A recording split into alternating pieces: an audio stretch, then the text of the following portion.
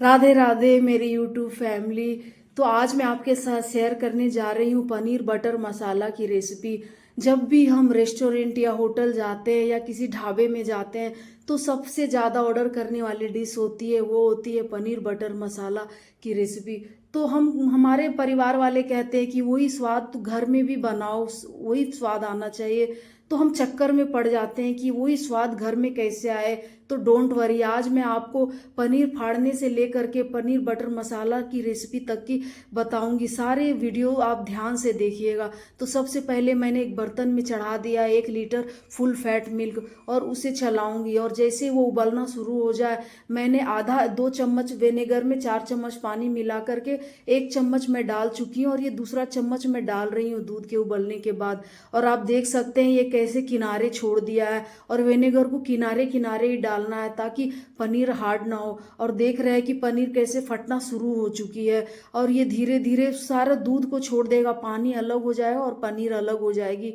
उसके बाद मैं इसमें एक बर्तन में एक मसलिंग क्लॉथ या आप चाहे तो एक चुन्नी भी ले सकते हैं, जालीदार चुन्नी।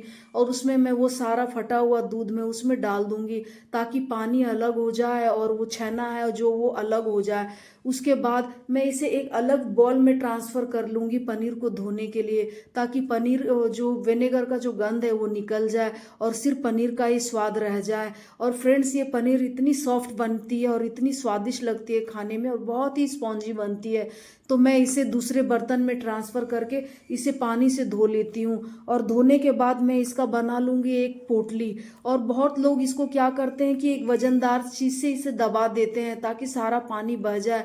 पर फ्रेंड्स, ऐसा नहीं करना है, क्योंकि मैं कुछ 6-7 सालों से पनीर घर पे ही बना रही हूँ।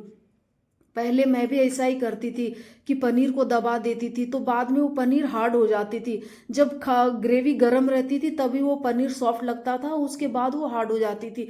फिर मैंने इस तरह की तरीके से पनीर को बनाना शुरू किया।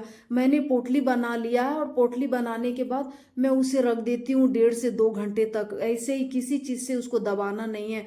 और ये 1.5 से 2 घंटे बाद अपने आप ये सेट हो जाती है। और 1.5-2 घंटे हो चुके हैं। अब मैं एक कढ़ाई में ले लिया है मैंने 2 चम्मच तेल और गैस मेरी ऑन है। अब मैं इसमें डालूंगी एक मीडियम साइज का प्याज और उसके बाद मैं डाल दूंगी 2 हरी मिर्चें और साथ ही साथ मैं डाल दूंगी कुछ 6 काजू के दाने। काजू डालने से ग्रेवी बहुत ही स्मूथ बनती है, इसका टेक्सचर बहुत ही अच्छा हो जाता है, बहुत ही सुंदर होती है। और उसके बाद में कुछ 12 से 15 इसमें डाल दूंगी धनिया के डंडे।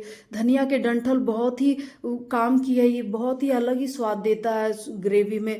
तो मैं इसे डाल करके मैं इसे थोड़ी देर चला लूँगी। और थोड़ी देर चलाने के बाद मैं उसमें डाल दूंगी कुछ 4 छिले हुए लहसुन की कलियां और साथ ही साथ उस पर डाल दूंगी मैं कटा हुआ बारीक टमाटर। और ये टमाटर मैंने लिए हैं, कुछ 3 बड़े टमाटर हैं जिसे मैंने बारीक काट लिया है। और इसे भूनना है अच्छे तरीके से जब तक कि ये टमाटर अपना पानी ना छोड़ दे। पूरा इसका पानी इसमें सूख जाना चाहिए और टमाटर एकदम गल जाना चाहिए। तो इसे गलने के लिए मैं इसमें डाल दूंगी कुछ आधा चम्मच नमक, ताकि ये अच्छे से गल जाए, पानी पूरा छोड़ दे ये। उसके देखिए मैंने नमक डाल दिया है, अब ये कैसे अपना पानी छोड़ देगा। और उसे 2 मिनट बाद फिर आप देखेंगे ये अच्छे तरीके से अपना पानी छोड़ चुका है और धीरे धीरे टमाटर गलना शुरू हो चुका है। तो जैसे ये पूरी तरीके से गल जाए और ये पूरा पानी अपना छोड़ दे, उसके बाद मैं इसका बना लूँगी पेस्ट। पहले तो मैं इसे रख दूंगी ठंडा करने के लिए, क्योंकि कभी भी गरम गरम इसे नहीं पीसना है, नहीं तो मिक्सी का ढक्कन जो है वो फेंक देगा बाहर के तरफ और वो पूरा उसके छींटे किचन में या आपके चेहरे पे भी पड़ सकता है।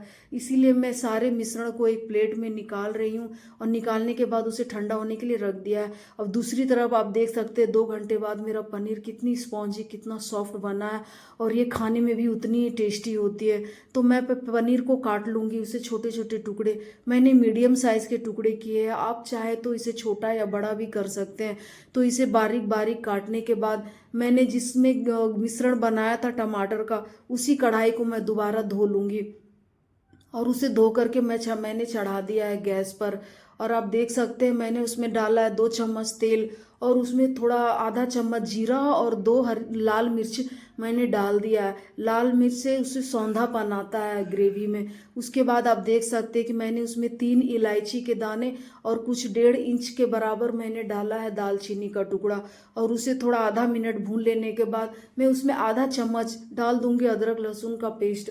और पेस्ट को तब तक भूनना जब तक उसका कच्चापन निकल ना जाए, मतलब लगभग उसे 15 से 20 सेकंड तक भून लीजिए। उसके बाद मैं उसमें 1 चम्मच डाल दूंगी मिर्ची का पाउडर तेल में है ना अच्छे तरीके से पक जाएगा, क्योंकि पाउडर पैकेट में बंधे बंधे उसका स्वाद उसका टेक्सचर चला जाता है। तो आप एक बार उसे भून देंगे तो वो मसाले जाग जाते हैं। तो मिर्ची पाउडर के साथ मैंने डाल दिया 1 चम्मच धनिया पाउडर और उसे चला लिया, तब मसालों को जलने नहीं देना है। उसके बाद मैंने आधा चम्मच कसूरी मेथी डालने के साथ ही साथ मैंने उसमें डाल दिया वो ग्रेवी टमाटर वाली जो मैंने पीस करके रखी थी, और उसे चलाना है ताकि वो चिपक न जाए।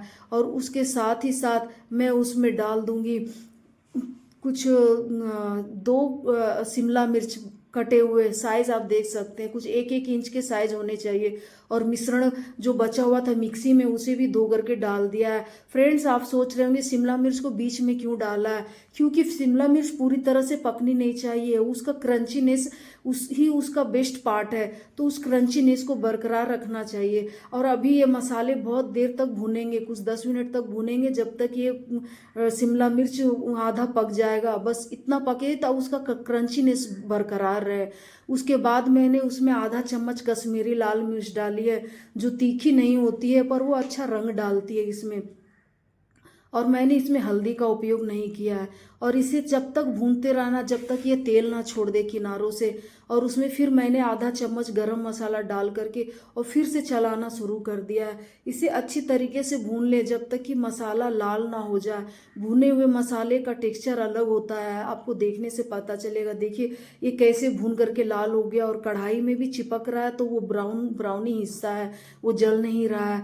तो उसे अच्छे से भून लेने के बाद मैं इसमें डाल दूंगी नमक स्वाद अनुसार। आप नमक टेस्ट करके देख लीजिए, क्योंकि मैंने टमाटर में भी थोड़ा नमक डाला था, तो मैं नमक आधा चम्मच जितना ही डाल रही हूँ। और उसे अच्छे से चलाते रहना। देखिए ये कैसे भून चुकी है। अच्छे से भून जाने के बाद फिर मैं इसमें डाल दूंगी 1 कप जितना भरा हुआ मलाई, जो दूध की मलाई होती है ना, वही वाली मलाई। फ्रेंड्स, आपको बाजार से बिल्कुल खरीद के नहीं लानी है, सारी चीज़ें घर में ही अवेलेबल है।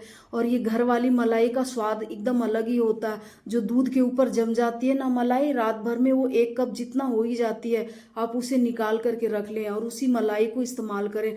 मलाई डालने के बाद वो इतनी क्रीमी टेक्सचर आ जाती है इसमें। और उसके बाद में उसमें थोड़ा धनिया पत्ता डाल दिया है, लास्ट में भी डालूंगी, लेकिन अभी थोड़ा डाल दी हूँ और थोड़ा बचा के रखा हुआ है। आप देख सकते हैं भूनने के बाद मलाई कैसी ग्रेवी में मिल चुकी है। और उसके बाद मैं डाल रही हूँ पनीर के टुकड़े, जो कुछ काटने के बाद मेरा 1 कप यानी कि 200 ग्राम जितने हो गए थे। और उसे भी डाल के थोड़ा भून लेना है, ताकि पनीर में उसका ग्रेवी अच्छे से समा जाए और पनीर भी खाने में अच्छा लगे, बटरी लगे, और उसका नमक उसमें भी जरा समा जाए। आप देख सकते हैं। और ये पनीर टूटेंगे नहीं, ये बहुत अच्छे रहते हैं घर के बने हुए पनीर। अब मैं इसे थोड़ा सा टेस्ट करूंगी कि इसका नमक कैसा है। आप भी जरा इसे जरूर टेस्ट कर लीजिएगा।